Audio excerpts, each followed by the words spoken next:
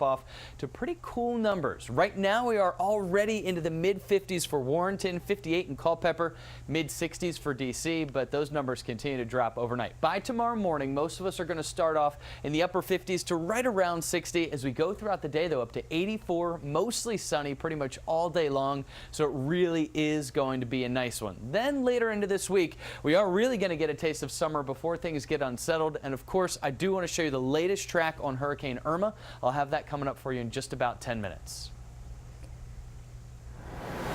Developing now, reaction pouring in after North Korea's latest nuclear test. The communist country claiming it does have a hydrogen bomb.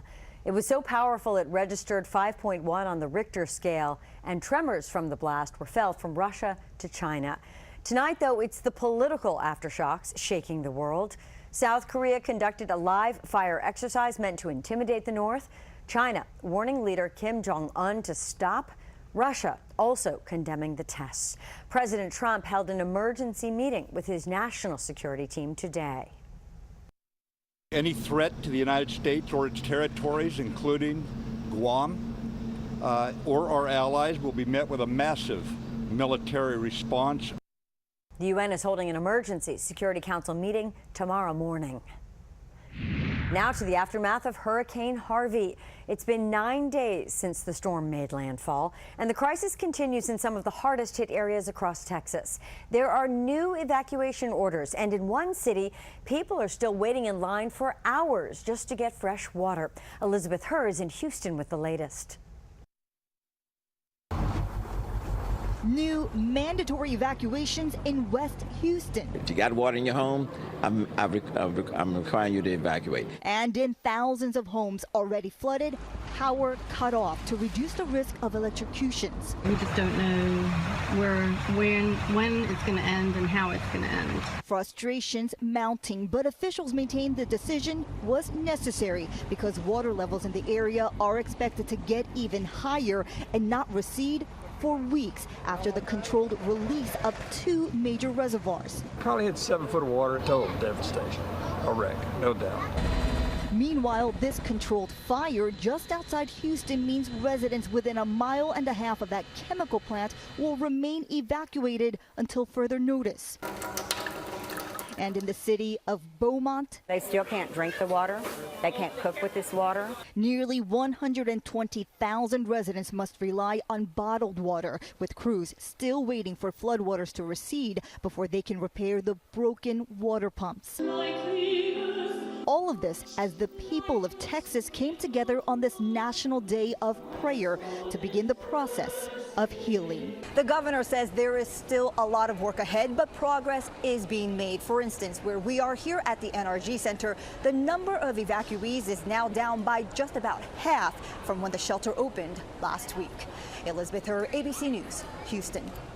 Treasury Secretary Steven Mnuchin is looking to Congress for a $7.9 billion disaster relief package for Harvey victims, coupled with a controversial increase in the nation's debt limit. Mnuchin says, though, it's time to put politics aside so storm victims can get the help that they need. Our first priority is to make sure that the state gets money. It is critical. And to do that, we need to make sure we raise the debt limit. Volunteers from our area have been on the ground in Texas and Louisiana since Harvey hit. But less than 24 hours after landing back home in D.C., one volunteer's husband is now being deployed. This is a couple really committed to helping others. Rebecca Callahan spent a week volunteering with the American Red Cross, leading a team and opening a shelter in Lake Charles, Louisiana. She is exhausted and sore. And there's her husband. He works for the Department of Homeland Security, and he's on his way to Texas right now. Both of us, since 9/11, decided that if there was something major going to happen, we're not going to sit on the sidelines. No, they will be in Texas for 45 days, at least he will, helping FEMA with financial issues to get people back on their feet.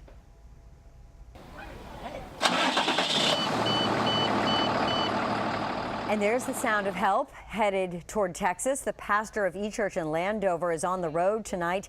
He and 2 others are headed to Houston, Beaumont, and Port Arthur with a truck jammed with donations from the community. They're taking those supplies to the hardest hit areas. E-Church expects to take yet another truckload down next week. And take a look at this aerial footage over Houston. This one neighborhood shows piles and piles of trash as people start to clean up. The damaged items can be seen gathered along the streets and in yards, a sobering reality of how much has been destroyed. New developments involving the Environmental Protection Agency. This is an update from a story we brought to you last night. An Associated Press story on the Trump administration's response to flooding at Superfund sites.